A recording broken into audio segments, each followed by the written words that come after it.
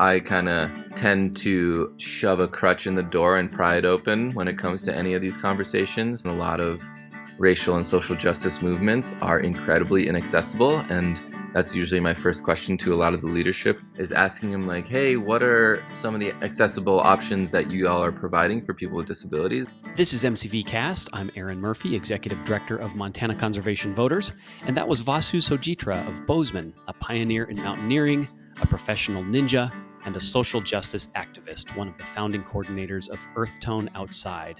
We'll hear more from Vasu in just a few minutes. We have a big fat show this week. Deputy Director Whitney Taney is here, and so is Political Director Jake Brown. It's nice to take a little breather with you guys because we've been rattling the cage. We sure have. Remember, MCV took to Montana's TV airwaves with a hard-hitting ad questioning William Perry Penley and Senator Daines' apparent support of him.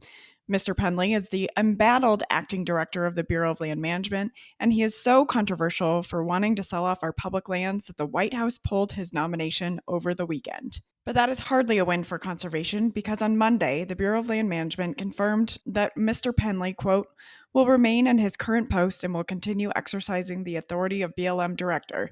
In other words, the Bureau of Land Management nominee, who is so bad for conservation that he cannot face a Senate hearing under oath, is still calling the shots, and he is in charge of 250 million acres of our public lands across the country.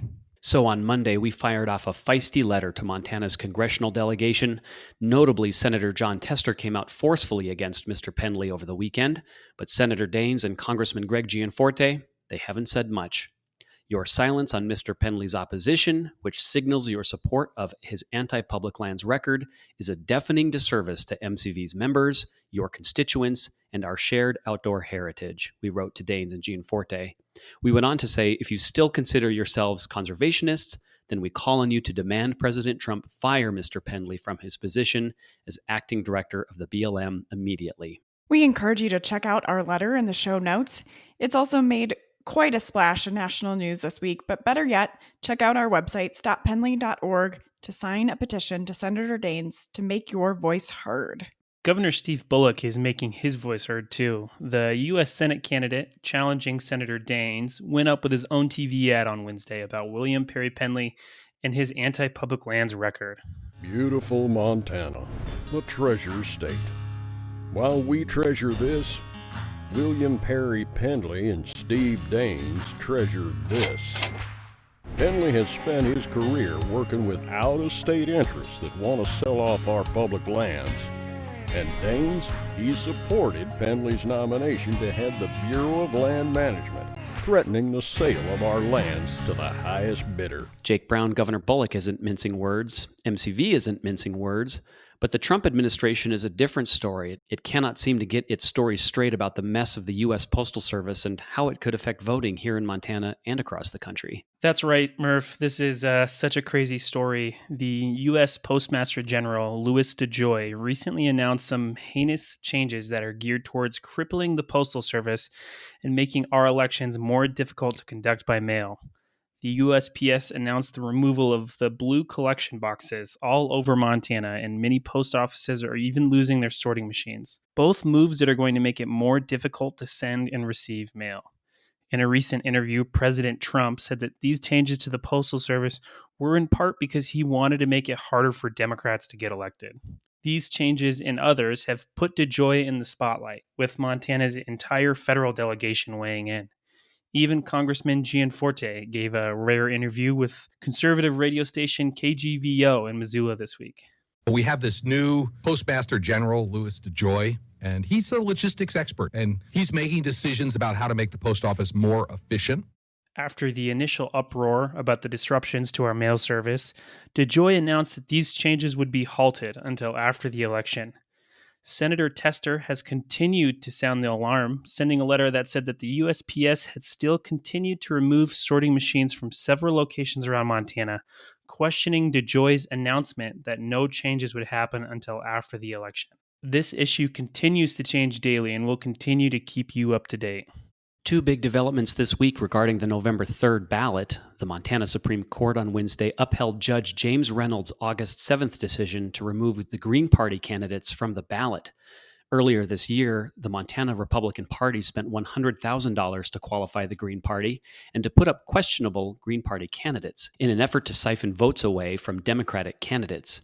And late last week, the Montana Secretary of State formally approved 2 ballot initiatives needed to legalize and tax the adult use of recreational marijuana. MCV supports this effort because that tax revenue will fund public lands in Montana. But Whitney Tawney, there was some more discouraging news this week from the Montana Department of Environmental Quality. Despite strong opposition from the conservation community, the Montana Department of Environmental Quality issued its final hard rock mining permit for the Black Butte Copper Mine project.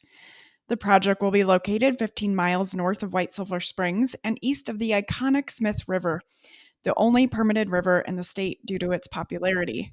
Opponents of the project may challenge the decision in court, citing that DEQ failed to look at the cumulative data and how this mine may affect tributaries of the Smith River.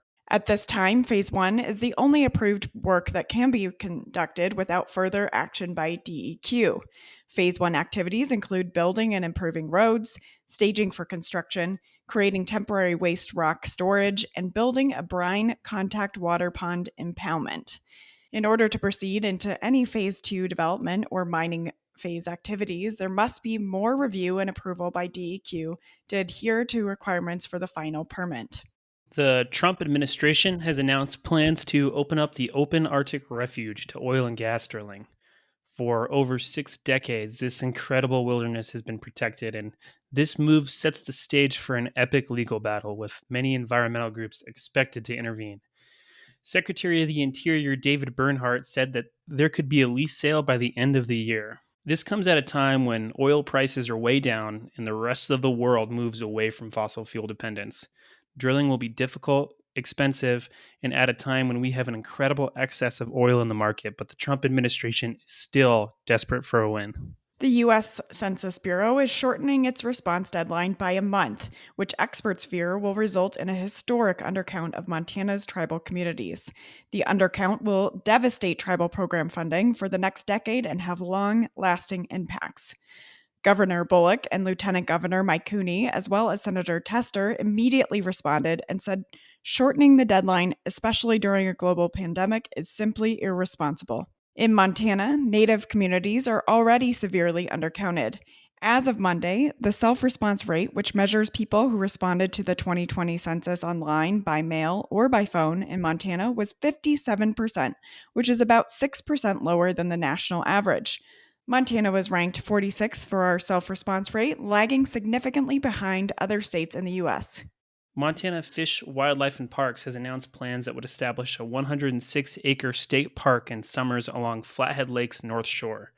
The state will purchase the property from the Slider family. Andrea Gouge, the CFO of Slider's Lumber and Building Supply, told Montana Public Radio that the public has been using the property more frequently in recent years. And it is absolutely time for this property to move into the hands of a governmental agency who can manage access and use and amenities in an appropriate way. Gouge says that her family has been looking for a public buyer since the 90s, so we're thankful for them making this happen. Thanks, Jake. This week, Whitney and I had the pleasure of meeting one of Montana's most prominent movers and shakers in the conservation and social justice movements. As our nation continues to wrestle with justice and equity for all, our guest today is blazing new trails in more ways than one.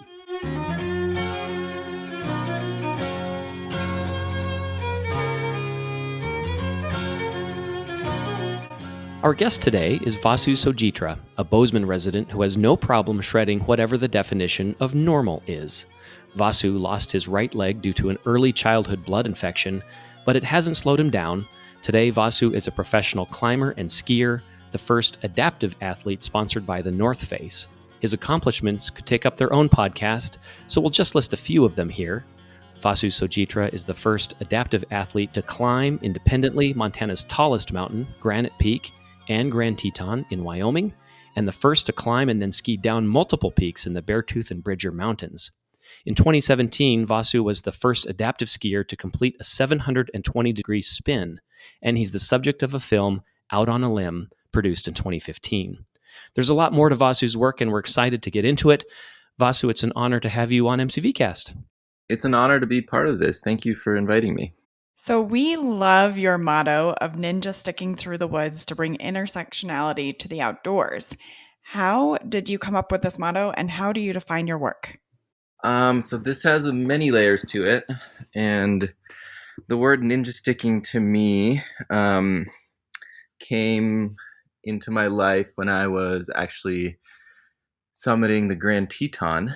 My guide, Mike Gardner, was watching me use my crutches, my forearm crutches, um, precariously on I want to say 3 foot wide ledge with a 2,000 foot drop off on the right side. Um, I would say not handicap accessible whatsoever. And he came up with this term that I was ninja sticking through the mountains, just because of how I was using them, like how quickly I was able to adjust, and just having that coordination with forearm crutches. And I kind of latched onto that because it was such a cool reframing of medical equipment. Usually, the stigma around medical equipment is, it's there's a lot of pity that comes with disability and a lot of negative stigma that comes with it as well. So, having this more playful, more energetic, dynamic term to what I was doing and what I am doing reframed a lot of my mission in life to bring light the positivity that comes with having a disability. So that was the cool part of the ninja sticking. And as I started developing a little bit more understanding around power, privilege, control, systems of oppression, whatever it may be, around race, ableism, sexuality, gender, ethnicity, socioeconomic status, etc. I started learning about intersectionality and started connecting with a lot more folks that are activists and advocates within the outdoor industry, when it comes to trying to provide opportunities and resources to marginalized identities and people of the global majority. Um, I decided to slowly make my motto. It was first ninja sticking through the woods, and then I added on ninja sticking through the woods to bring intersectionality to the outdoors, um, just morphing it into something that isn't just self-centering, but also community-driven and more interdependent on all of our lived experiences. Well, our kudos to you for that motto. As we were saying before the show, it's one of the favorite things I've heard. So we appreciate it. Vasu, you gave a compelling TEDx talk in Bozeman a couple of years ago, and we'll put a link to that in our show notes. But you talked about how downhill skiing brought you as a kid from the indoor world of playing with Legos to the great outdoors. What happened? Yeah, I mean, for me, skiing was definitely a transformative um, activity that I was able to pick up on, and it's definitely a very privileged activity. It takes a lot of resources, time, money, um, transportation, whatever you name it. It really takes a lot of that. And my parents were very much open to helping me connect in that sense, and my brother was very much influential in that as well. And I grew up in Connecticut, and we don't have the biggest ski hills there. They're more just, rolling hills and a lot of ice, not the best kind of snow compared to Montana, but we have to make do. And it definitely makes people into good skiers and riders. We call it the Ice Coast for a reason, and we have a lot of ski racers that come out of there. Um, but yeah, we went at an early-ish age, not compared to Montanans, but around 10. And there was in my TEDx, I was talking about, serendipitously or coincidentally seeing another person with one leg ski up to me and say, "Keep crushing." And it kind of opened my eye to what was possible. And here's a dog. But yeah, it opened my eyes to what is possible. And I started looking up online, Googling Paralympics and other one-legged skiers and adaptive athletes, and just seeing that there was a massive world out there that doesn't really get publicized. So got more into it, started going more and more, started getting this sense of freedom that a lot of activities that we love to do tend to create, and just fell in love with it as I started connecting more with that world. So going from there to, quote, intersectionality to the outdoors, how did that experience shape your life? What happened from that moment when you were about 10 years old to the motto that we're so fascinated by? What can we learn from it? Yeah, there was definitely a transition in my life where it went from me to we. So I went to school for engineering at the University of Vermont, and I was very much adamant about getting an engineering job out of college. And as I started connecting more in that world, I started realizing how bland and uninteresting that it was for me. And then I started connecting with the adaptive sports world instead, and volunteering with Vermont Adaptive, primarily at Sugarbush, Vermont, and just completely fell in love. I was on a lesson once, and one of our students during an adaptive lesson, I believe he was being tethered by a waist harness. So he was wearing a waist harness, and there was a tether line to a volunteer. So the student wouldn't go barreling down the hill as fast as possible. So a little bit more speed control, helping turn and all that kind of stuff.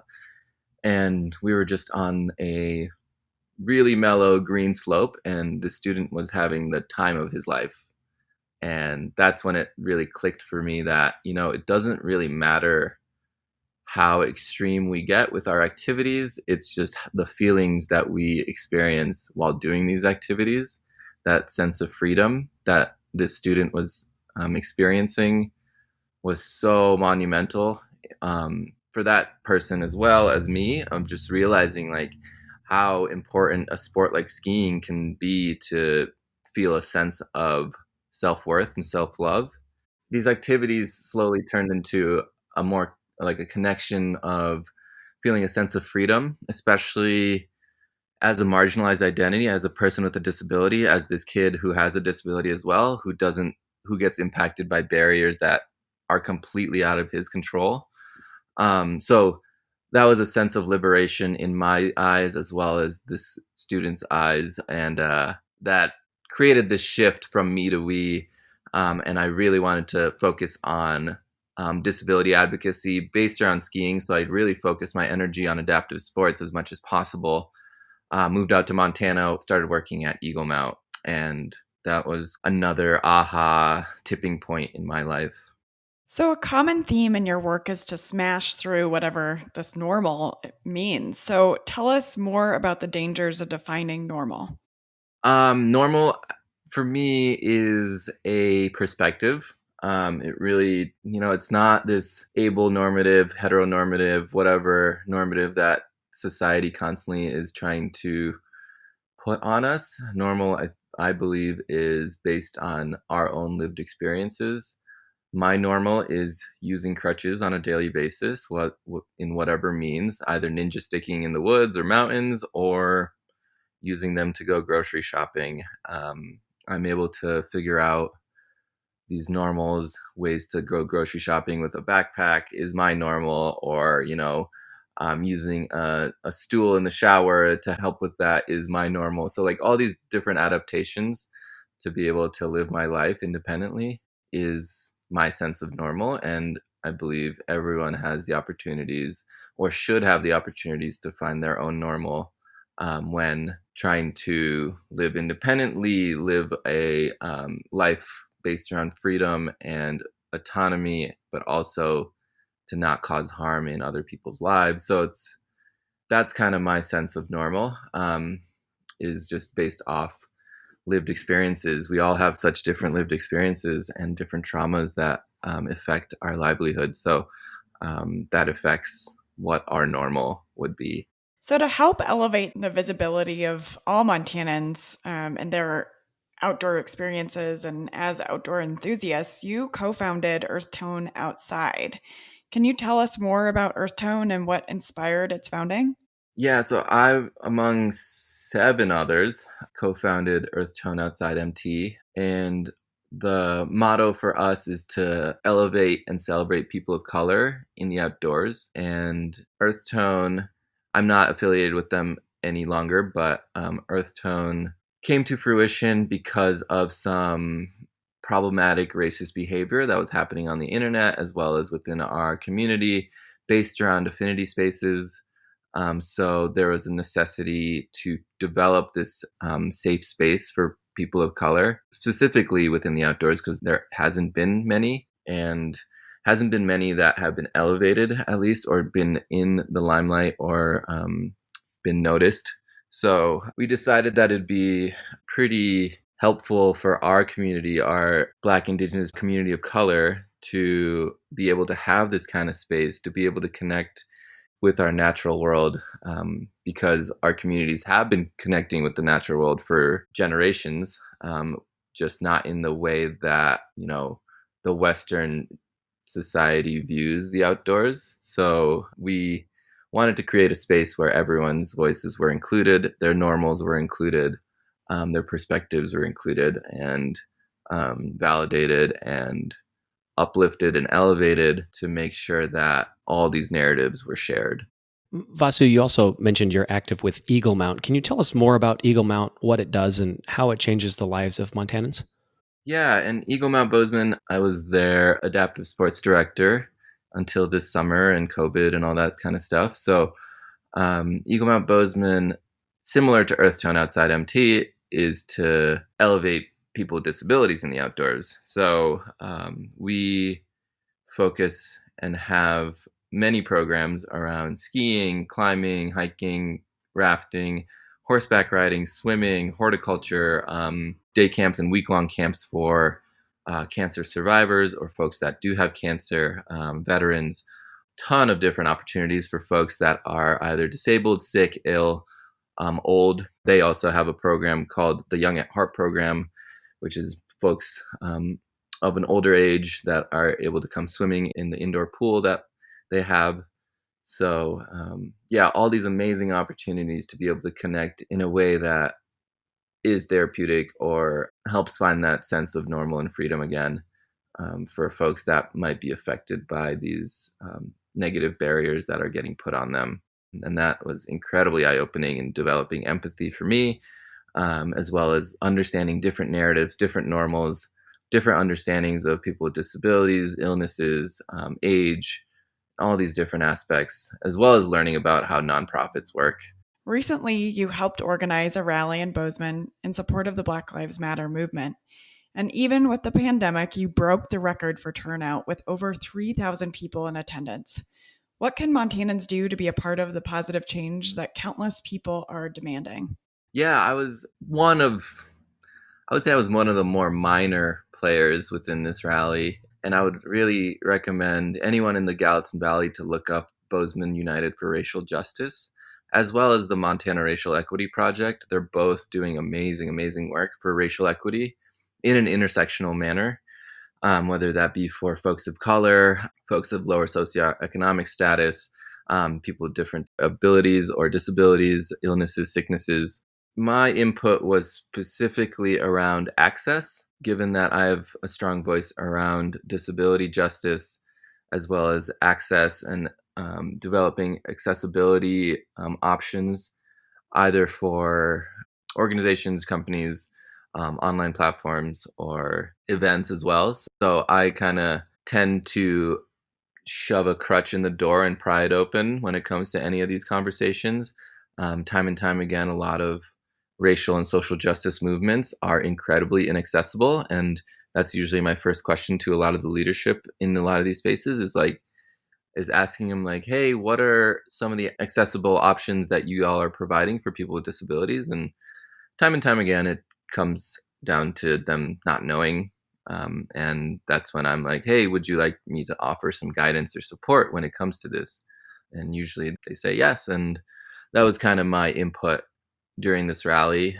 And I was able to help, provide an ASL interpreter, provide a more accessible schematic of what the rally would look like, be able to offer different guidances.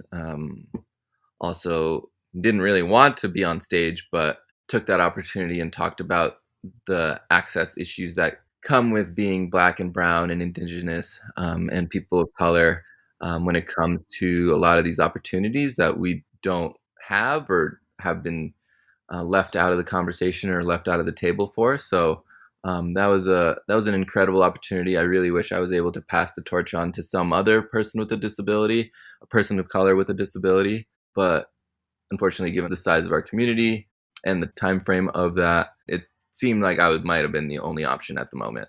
Well, as an audience member, I would say that you crushed it. So thank you for your work on that. And you've crushed many mountaintops and skied down some of the most daunting slopes. So what is your favorite outdoor adventure to date? Oh man, that's such a loaded question. Thank you for the affirmation about the speech. Yeah, that was definitely a big moment, I think, in my activist life. And I'm hoping there's more to come as well. But yeah, I personally don't look at it as crushing the mountains. I look at it as connecting with the mountains. They hold such powerful energy when we're in them and we're walking through them or rolling through them or ninja sticking through them. I always feel grateful. I feel very humbled and very small when it comes to walking in these natural landscapes. And these opportunities have been such a huge, huge privilege for me. And I'm so grateful for it. I don't know if, I would be there if I was still living in India or my parents didn't let me or connect with nature or go skiing or whatever it may be. These opportunities came up as time came on and I was able to push myself. Speaking of that, Vasu, you've gotten so much done in your life. And what message would you like to leave when it's all said and done? And in other words, what would you like your epitaph to say? That's a great question. I always try to build self-efficacy within folks, whether that be self-love and self-gratitude. And I'm just hoping people are able to love themselves as much as they can, as well as build empathy for those around them. We all live such different lives when it comes to building relationships and finding our normals. So yeah, that's kind of where I leave people, is just coming from a place of love and compassion and empathy. And I am trying and working to live my life in that sense as well, even if people have different values and different lived experiences. Well, those are words to live by. Vasu Sojitra, professional athlete, skier, climber, adventurer, social justice advocate. It's an honor having you here on MCVcast.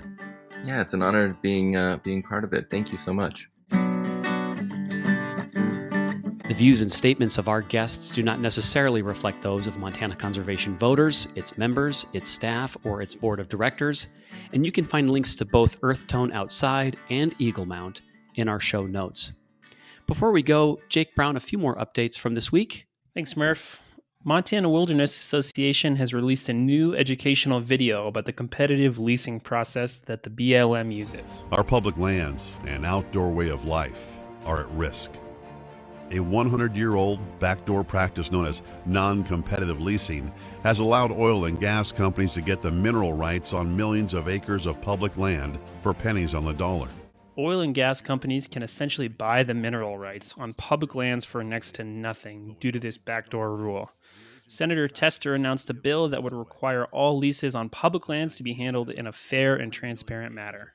This week marks the 100th anniversary of the 19th Amendment, which gave white women the right to vote. What many don't know is that Montana's first and only woman elected to Congress, Jeanette Rankin, introduced the legislation that eventually became the 19th Constitutional Amendment. We've long known that Montana women built this state, but to date, Jeanette Rankin remains the only woman ever elected to the U.S. Congress from Montana. We hope to make history in 2020, and Kathleen Williams, the second woman elected to Congress from Montana, and hope you join us in the fight. Kathleen Williams is MCV's endorsed candidate in the U.S. House race. But we also must note the road to suffrage for Black, Indigenous, and women of color continues. Between 1920 and 1965, many states used means to discriminate against women of color, such as poll taxes and literacy tests, to prevent them from voting. We're keeping Montanans apprised via our social media channels and hope you give us a follow, all at MT Voters. Thanks, Whitney. At the top of the show, we covered the dumpster fire that is Donald Trump's Postmaster General, Louis DeJoy, and the president's admitted attempt to undermine voting by disrupting the Postal Service. Of course, this caught the ire of Montana's senior U.S. Senator, Jon Tester.